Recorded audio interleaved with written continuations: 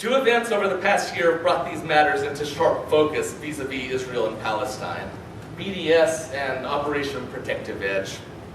Let's start with BDS. For those who don't know, it stands for Boycott, Divestment, and Sanctions. It's a nonviolent form of resistance to Israeli colonization, initiated by a call from Palestinian civil society. In recent years, it has become a crucial element of organizing around Palestine. A number of religious, educational, civic, corporate, and activist institutions have endorsed BDS in recent years. I urge you to give it a look and learn more about it. Academic boycott, which is one facet of BDS, has lately generated great results, as numerous scholarly associations have pledged to adhere to the call from Palestinian civil society, most notably the American Studies Association, whose boycott resolution last December inspired widespread debate. I've been a vocal proponent of BDS and academic boycott for many years, and wrote a number of high-profile pieces in support of the ASA resolution. BDS has the attention of major pro-Israel organizations and the Israeli government, which has devoted considerable resources to opposing it. Netanyahu discusses it frequently. It has inspired legislation. And a significant portion of last year's AIPAC conference explored strategies to contain it. That's a quick aside, as a grassroots movement with no formal leadership and no external funding sources, it's impossible to contain.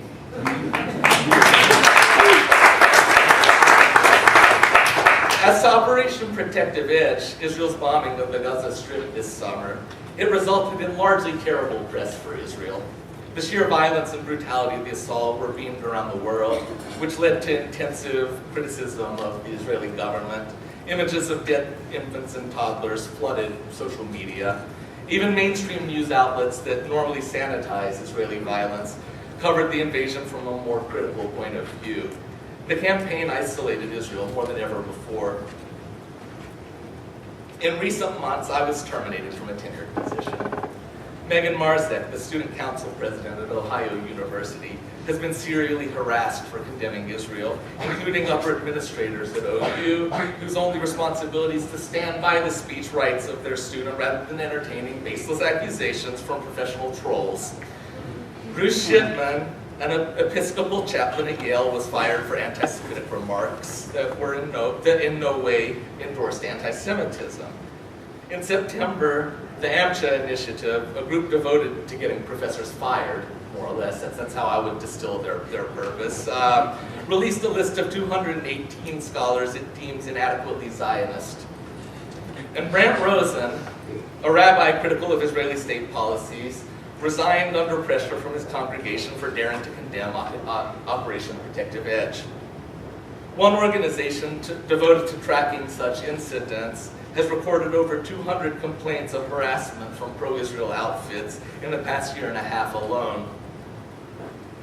I submit that in order to understand these phenomena, we must remember BDS and Operation Protective Edge. While it's always been a staple of Zionist organizing to exert pressure on institutions to discipline and punish the recalcitrant, there's something distinctly grievous at play here. Israel is losing the PR battle, the proverbial hearts and minds. Its supporters, in turn, are lashing out with the sort of desperation endemic to any strong party in decline. They are punitive and belligerent in the absence of honest debate. This is about undemocratic power reasserting itself, refusing to cede even a word to Palestinians in a deeply compromised public discourse. It is, simply stated, colonial paranoia. This should be easy for anybody to see. If your first impulse, upon encountering a viewpoint you dislike, is to punish the speaker, then you tacitly confess that your position has no merit. Anybody not stuck in the dogmas of ethnocracy would consider re-examining that position. Zionism, of course, is not merely stuck in the dogmas of ethnocracy. It embodies them. And now civility is spreading through universities as quickly as settlers overwhelmed the North American continent. Administrators love the word. It means anything they want it to mean. And always implies something sinister without having to justify or explain. The term perfectly encapsulates the sheer force of panic that pervades the elite when they need to find an effortless way to hamper debate, which is usually inimical to their interests. This is particularly troublesome when it comes to faculty governance. Do we want experts in their fields in charge of hiring, or do we concede that difficult task to the Simon Wiesenthal Center?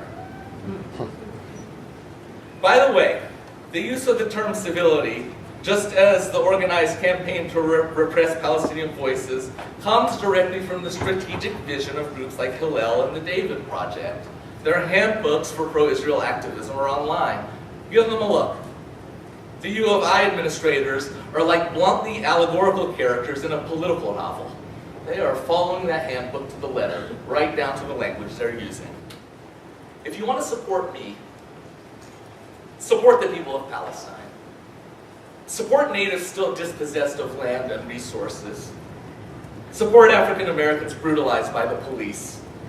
Support anybody subject to systematic state violence. My having a job changes nothing. I'm merely a symbol of the stark imperatives of the wealthy and well-connected. We all are, really. Unless the system changes at a basic level, everybody is merely buying shares in a neoliberal corporation with the power to dissolve our interests the moment we become an inconvenience. Let me close with some information about Operation Protective Edge. In the span of less than 2 months, Israel killed over 2,100 Palestinians. 519 of those Israel killed were children. 475,000 Palestinians in Gaza were displaced to shelters. Israel destroyed 17,200 homes. Israel damaged 244 schools. Israel repeatedly bombed hospitals and UN shelters. The inhabitants of Gaza suffered severe food and water shortages and had to subsist without electricity. 95% of Israelis supported this barbarity. Only 3 to 4% described Israel's actions as excessive. And we're not talking being opposed to the operation, just those who considered the firepower excessive. In fact, 45% of Israelis described the level of firepower as insufficient.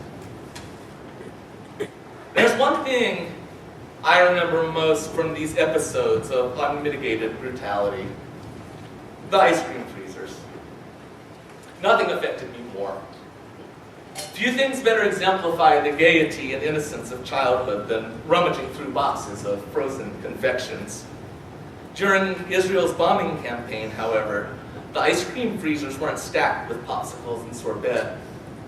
Instead, they stored the bodies of dead children. The symbolism is endless.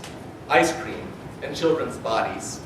They usually intermingle in messy harmony. This time, though, the bodies had replaced the treats. The children had nothing to imbibe. Their corpses were on display for a much different sort of rummaging.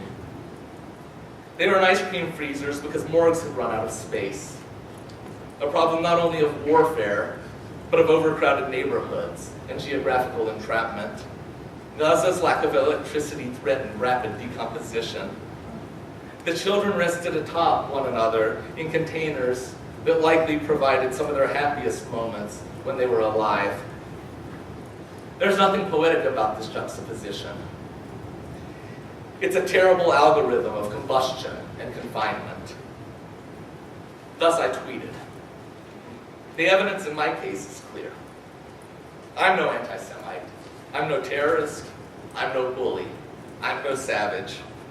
I'm a man who was fired because I condemned Israeli policy in language appropriate to a horrible occasion rather than in the meek platitudes of civility. I prefer moral clarity. After all, there's nothing civil about dead children in an ice cream freezer. Thank you.